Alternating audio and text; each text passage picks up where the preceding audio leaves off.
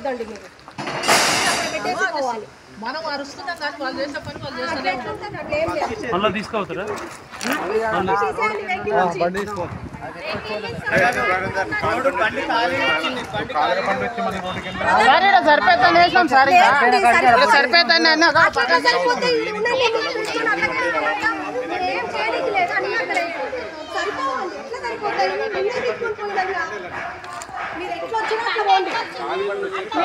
మాది ఇంజాపూర్ 2B అండి colony.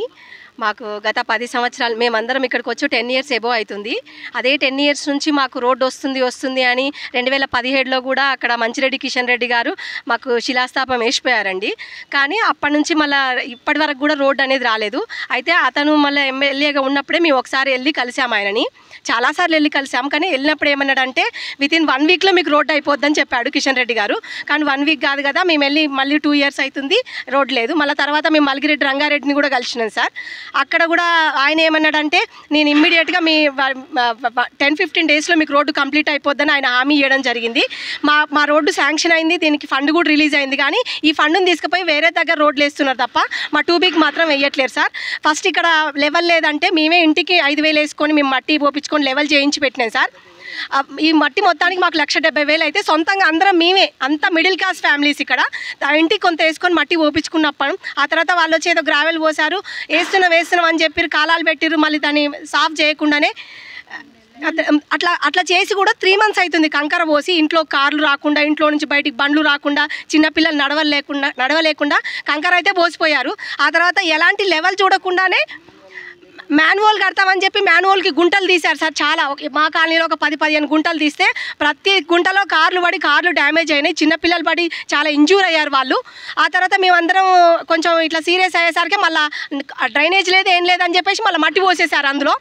మళ్ళీ డ్రైనేజీ కన్స్ట్రక్షన్ చేయకుండానే రోడ్డు వేస్తామని చెప్పేసి కాలాలు పెట్టారు. ఇప్పుడు కాలాలు పెట్టినాక ఈ రోడ్డు లెవెల్ లేదని చెప్పేసి కాలాలు బిక్కొని వెళ్ళిపోతున్నారు సార్. సో మళ్ళీ ర్యాంపులన్నీ ముందుకు వచ్చినాయని చెప్పేసి ర్యాంపులన్నీ పలగొట్టేశారు రోడ్డు వేస్తామని చెప్పి. ఇప్పుడు అన్ని కాలాలు గుర్తుతో సహా పీక్కొని పోతున్నారు. ఇప్పుడు మీరే చూసారు అన్ని సమాన్ సర్దుకున్నారు సార్. సో అందుకోసం మేము దీన్ని చాలా సీరియస్గా ప్రొటెస్ట్ అయితే చేస్తున్నాం. మాకు ఇమ్మీడియట్గా రోడ్ అన్న జరగాల్సిందే. చాలామంది రాజకీయ నాయకులను కలిసినాం సార్. వాళ్ళందరూ మీ రోడ్డు ఎప్పుడో శాంక్షన్ అయిపోయింది, వారం 10 రోజులలో రోడ్డు అయిపోద్ది అంటారు. కానీ 6 సంవత్సరాల నుంచి ఇవే మాటలు చెప్తున్నారు మాకు. తీరా ఇప్పుడు చూస్తారకే సమానంతా సర్దుకొని పోయారు. మేమందరం సెలవులు పెట్టి ఇప్పుడు ప్రొటెస్ట్ చేయాల్సిన పరిస్థితి ఏర్పడింది సార్. మా రిక్వెస్ట్ ఏంటంటే ఇమ్మీడియట్గా మా రోడ్డు వర్క్ అన్న స్టార్ట్ అవ్వాలి, లేదంటే మేమే సొంతంగా డబ్బులు పెట్టి మేము వేయించుకుంటాం. మా కరెంటు బిల్లులు కానీ, మాకు హౌస్ ట్యాక్సీలు కానీ అవేం అడగొద్దు సరిగా, మేము వేయించుకుంటాం. ఎందుకంటే మేము ఈ కాలనీలో ఒక పార్ట్ కాదని మీరు రోడ్డు వీక్కొని వెళ్ళిపోతున్నారు కదా, కాబట్టి మేము ఇంటికి ₹1,00,000 పెట్టి రోడ్డు వేయించుకుంటాం. మరి మేము వేయము, మాకు చేత కాదని చెప్పండి, ఇక మేము వేయించుకుంటాం. లేదా మాకు ఇమ్మీడియట్గా వర్క్ అన్న స్టార్ట్ చేయండి. లేదా మేము మట్టికి ఎంత ఖర్చు అయిందో మా ర్యాంపులన్నీ పలగొట్టిపోయారు, అవన్నీ కట్టి మీరు తీసుకొని వెళ్ళండి, మేము వేయించుకుంటాం. అప్పుడు మా కాలనీకి ఎవరు ఓట్లు అడగడానికి వచ్చినా దేనికి వచ్చినా అప్పుడు మేము చూస్తాం సార్. ఇక ఇన్ని రోజులు ఓపిక పట్టినాం సార్. ఎవరికైనా పేషెన్సీ అనేది ఒక లిమిట్ వరకే ఉంటుంది, ఆ పేషెన్సీ దాటిపోయింది మాకు. చిన్న పిల్లలు మాకు రోడ్డు మీద నడవడానికి వీల్లేక మేము స్కూల్ బస్సులు రాక ఎంత అవస్థ పడుతున్నామో, చాలా దూరం వెళ్ళి మేము పిల్లల్ని బస్సు ఎక్కించి వస్తున్నాం సార్.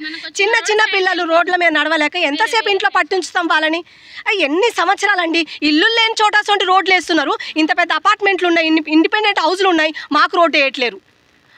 అది సార్ పరిస్థితి. మరి కనీసం మీరు ఇది ఎవరి దృష్టికి తీసుకెళ్తారో మా సమస్యని కొంచెం విన్నవించవలసిందిగా రిక్వెస్ట్.